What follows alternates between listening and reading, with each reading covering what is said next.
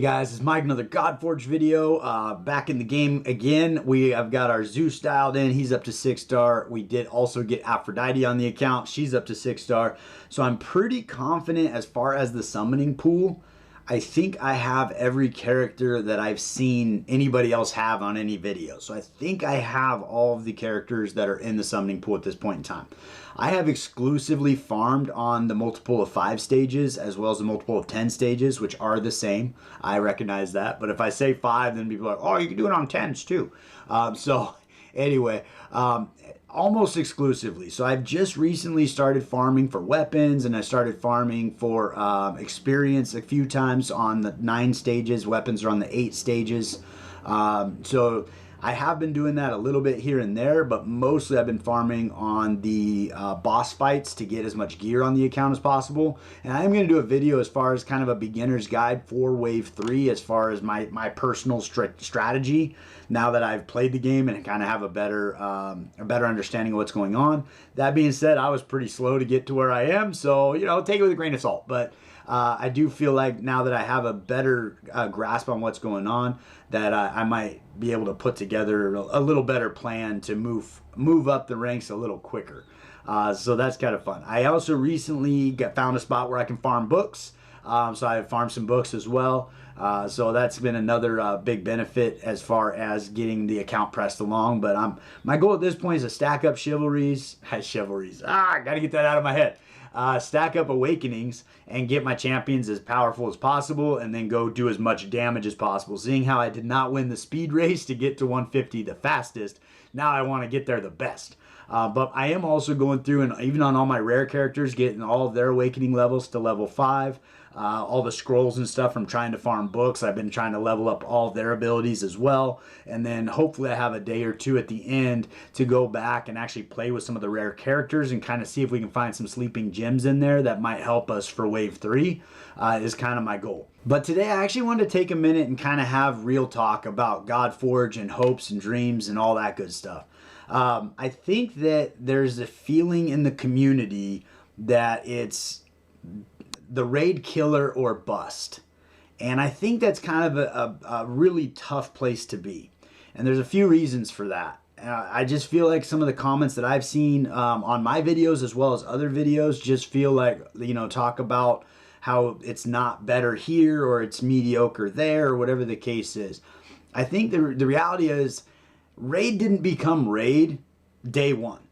Like, raid's been out for 6 years. It's grown significantly.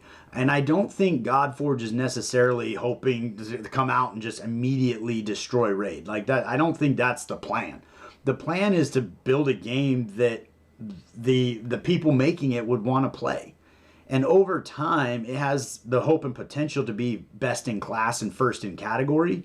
But that's not going to happen day one. I think there's a lot of reasons for that. The first thing is you got the sunken time fallacy, where there are people that have literally, I'm one of them. If I played Raid for 4 years, now I quit on my own accord just because of the time suck and all of the new RNG pieces they added to it. I just did not feel appreciated as a player. I felt like it was more and more of my time every single day, and my account was falling further and further behind with no hope and no, you know, like it wasn't a good feeling to log into the game anymore. But after 4 years, I decided to leave. Now, there's a lot of people that have put in a lot of time that are still enjoying the game. You know, maybe they're kind of grinding it out a little bit where they're going through their ups and downs. Those folks are probably going to be reluctant to walk away from 4 years of their life to start a new game.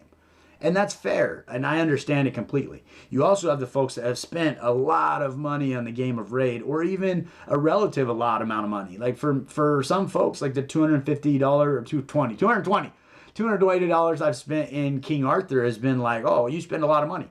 And to be fair, it is more money than I've really spent on any game, short of Gilded Guardians when I was buying characters. But they're NFTs, and it was an investment. It was just a really bad investment so far. But it could turn around. I don't know. We got hope. But anyway, I digress. But the idea of a lot of money is kind of relative to who you are and your financial situation. But there are people that have spent thousands of dollars in Raid that are probably going to be reluctant to leave the game and move on. just because of all the time and the money they've put in and the investment they put into their accounts. So those folks are probably not going to be super eager to just watch it go away and start a new game. So I do feel like there needs to be a certain amount of realistic expectation where it's like day one, people aren't just going to run over here and start doing a thing. The other thing too is the robustness of the game. I think that they're going to launch a fantastic game. Don't get me wrong. I am very excited about where GodForge is, and I think it's going to be phenomenal. But day one, it's kind of like going to the first day of the season of, say, American football and saying Super Bowl or bust. There's a lot of success between day one and Super Bowl. And the same thing, like they don't have to make it to the number one performing game in category to be successful. There's a lot of very successful games all the way up the ranks. And I think it's a pretty crazy expectation for them to step in day one and deliver on being best in class in a realm of competition where games have been out for, I think some of the games have been out for over a decade. So it's just a lot of pressure to put on them in that space that I think is a little bit unfair. I do think there's several things about GodForge that have a lot of potential as far as getting to that point of being the number one in class.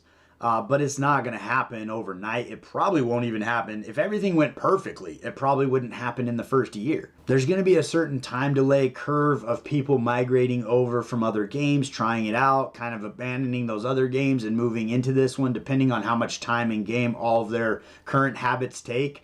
So I mean, there's going to be a piece there. But I think at a certain point, when the free-to-play community starts to migrate and really pull away from the overall player base of a game, it's the beginning of the end for that game. So, and I think that GodForge recognizes that, and I think that getting the free-to-play players excited about the game is a super healthy aspect of the game.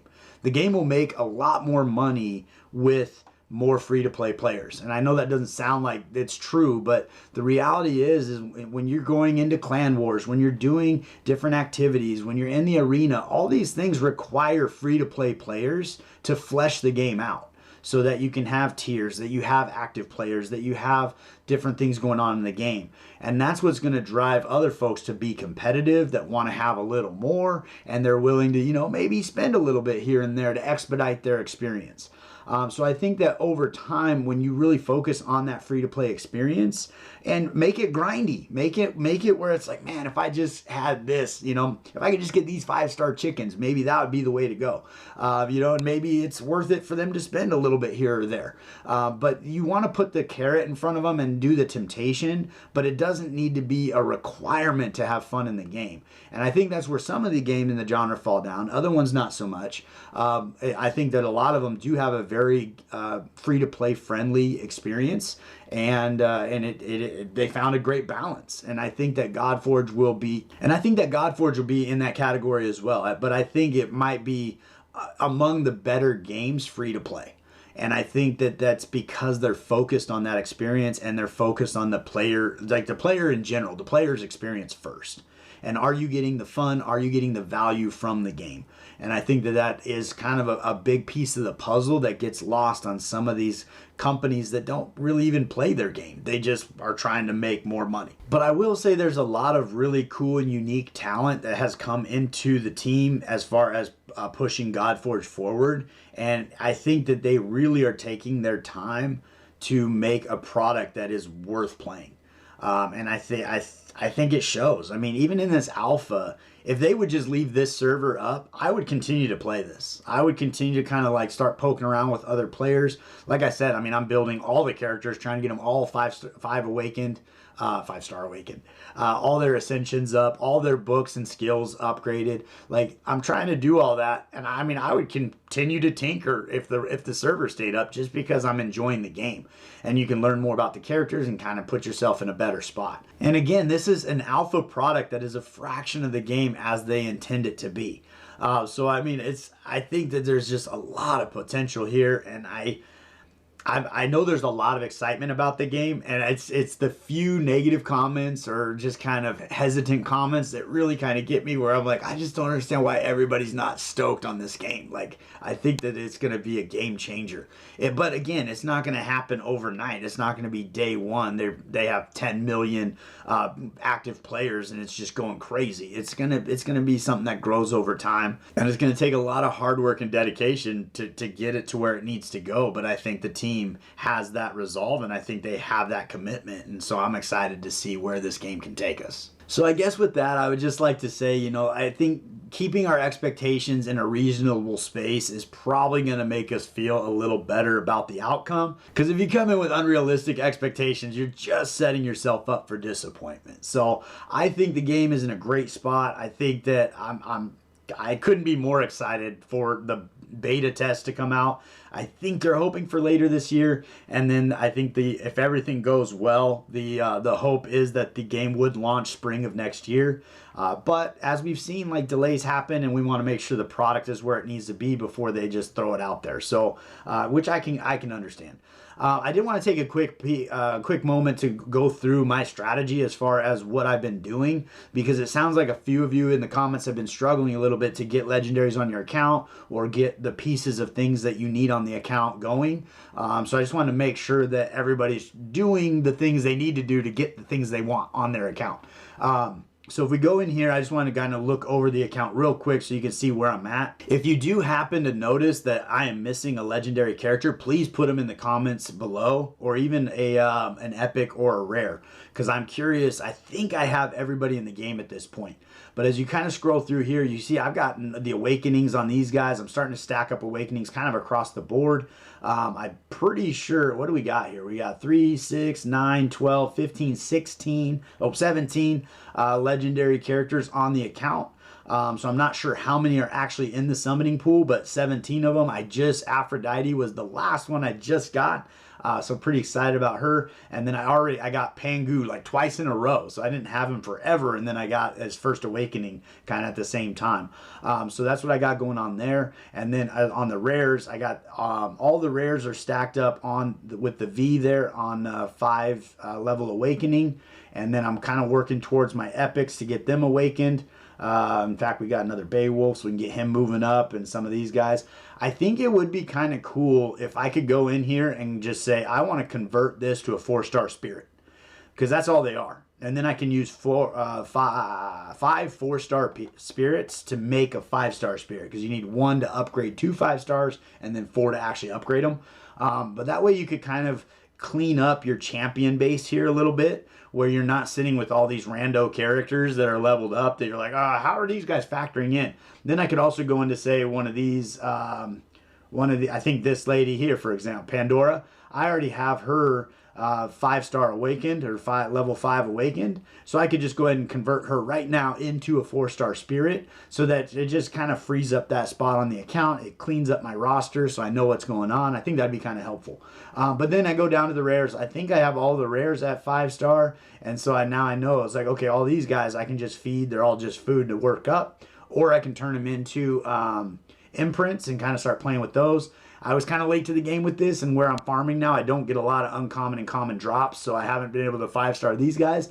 But my guess is there's some hidden gems in here that I would like to go back and play with. I'm probably going to run out of time, to be honest with you. But that being said, what I've been doing in the cavern, and when I first started, I just pressed my account as far as I possibly could. I think the first place that I did overnight farming was stage 70.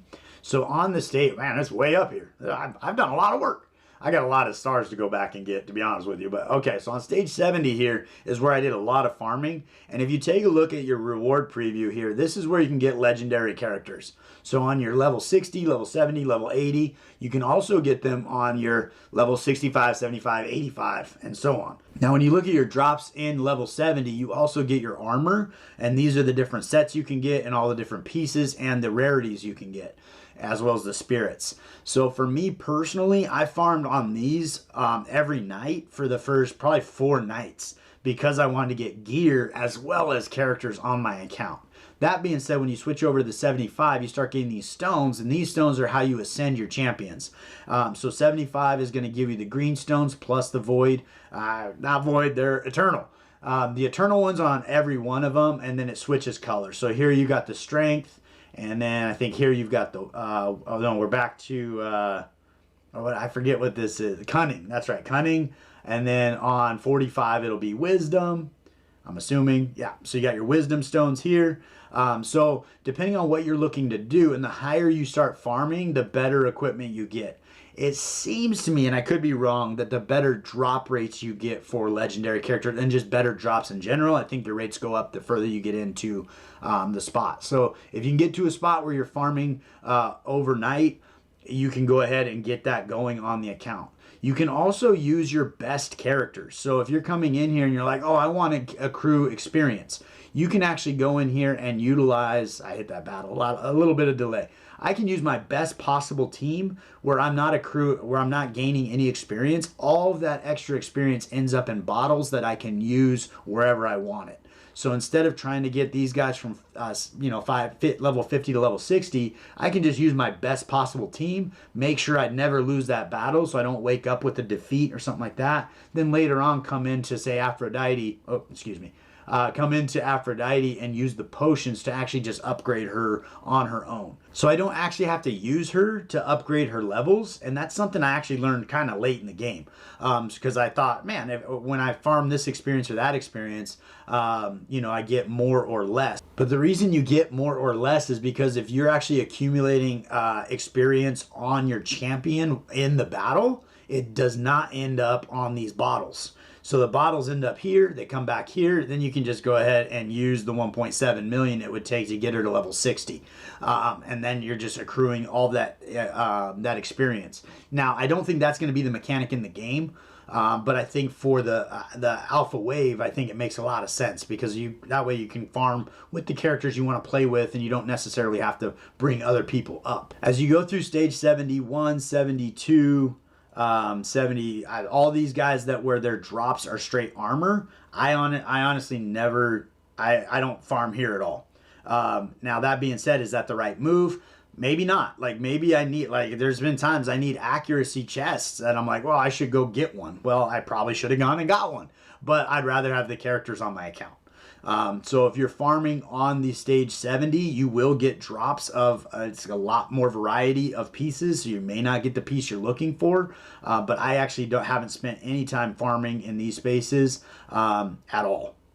So I literally have spent time farming stage 70s, 80, 90, all of those guys, 75, 85, 95, all those guys. I have recently started to farm on stage 8, where you do start to get the legendary weapon drops. So start amplifying my weapons capabilities and so forth. And then on the 9 stages, you get these guys here, and they do alternate. There's 9 of these. So these guys are going to be the ones on 79. On 69, they're going to be different ones. And then on 59, it'll be different from that. So they're on a rotation. Every 30 levels, it kind of rotates back.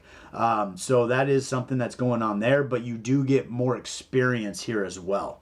So that's something to consider. On stage 130, I believe was the first time you could actually farm books. So I have been spending some time in that space farming for those books. Just because, trying to upgrade all my abilities, get the cooldowns down so I can use the core abilities more frequently, all that good jazz. So I have been spending some time there as well, but it's probably about time I go back and I actually start getting 2 stars on all these things. I am still on level 142. Pretty sure I could beat it at this point. It's just a matter of putting the right team together. I do need to go back and re-gear my characters because that would be a benefit. Let's see if there's anything fun going on. You can actually get 5 hero spirits on these guys down here as well, so that they do stack up pretty quickly. So, and I apologize if I watch a lot of videos, so a lot of this stuff I just assume people know because they watched all the same videos I have, but I probably spend way more time paying attention to Fateless and GodForge than the average person, just because it's kind of something I'm doing as a hobby as well as I just really enjoy the game.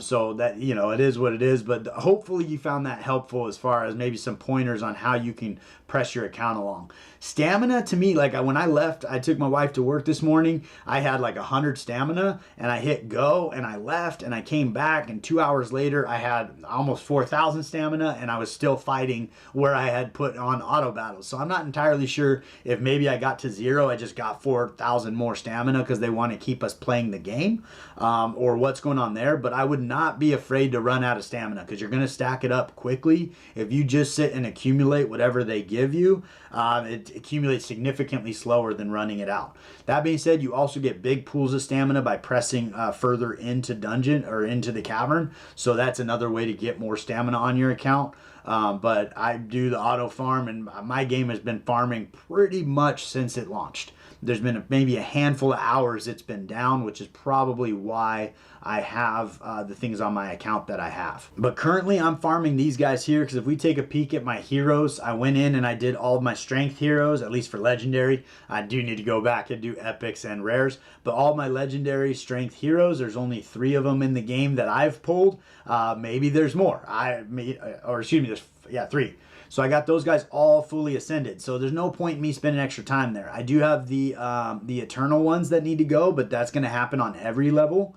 So I'm going to be farming green, or cunning is where I need the most right now. We got the 1, 2, 3, 4 champions that need to move up there. We got a lot of champions in the eternal, and then I do have, I think, 2 champions in wisdom. So wisdom will be the next one once I get some of these cunnings going on there. But I do want to get those moving in that direction, and I do want to get the awakenings on the account as well. So this is where I want to farm right now. From here I'll probably move back to books, because I do need a lot of books also, but that's kind of been where I've been spending most of my time. That being said, when I do have time to actually play the game, that's where I go in and actually press on the account and try to push it forward. But currently I really haven't had a lot of time to play as much as just auto run. So I've been just kind of stacking up resources so that when I do have that hour or whatever to sit down in front of the computer, I can come in and I have a lot to do, a lot of upgrades to make, that I think has been pretty helpful as far as pressing the account forward. I think that would be a good strategy moving forward for Alpha Wave 3. There will be a competition attached to Alpha Wave 3. I'm not sure if it's going to be an overall damage, or how fast can you get where, or whatever the case is. But it will be kind of a friendly competition. I think there's prizes and stuff that will be given out too, which is always fun. Always fun. I don't really have any anticipation of being on the leaderboard in that space. I am hoping that with all of this farming I'm doing and all of these extra awakenings and all the characters I have available, there's no reason that I should not be able to get in the top 100 as far as damage dealt to the final boss. That being said, I haven't got there yet, and I don't know how high that leaderboard, I see numbers and it's like, well, how hard is it to do damage on that boss? So maybe I'll find out that there's just no way. But I think if it comes down to that, what it's really going to be is gear. And it's going to be, what gear did you get? Were you lucky enough to get, the level 5 gear, level 4 gear that you needed to advance all your account? Or not. But the reality is I don't know what the best players are for the boss until I get there. So I don't really know what gear to focus on and farm. And then you can focus on those 5 sets of gear, or those 5 champions, and what sets of gear are going to make them best, versus just trying to get a plethora. So right now I'm kind of spending extra time in those multiples of 10 to get gear as well as champions, and that way I have the awakenings and that stuff going on, and then also those books, which when you're dropping books, you're not going to be getting gear.